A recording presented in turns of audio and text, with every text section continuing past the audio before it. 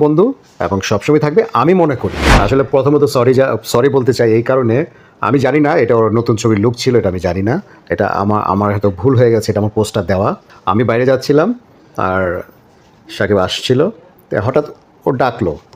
আমি চেকিংয়ে চলে গেছি, তো ডাক শুনে আমি তাকানো প্রথম বুঝতে পারিনি, পরে দেখলাম যে সাকিব। দুজনে আসলাম, কথা বললাম, অনেকক্ষণ জড়িয়া ধরে ছিলাম।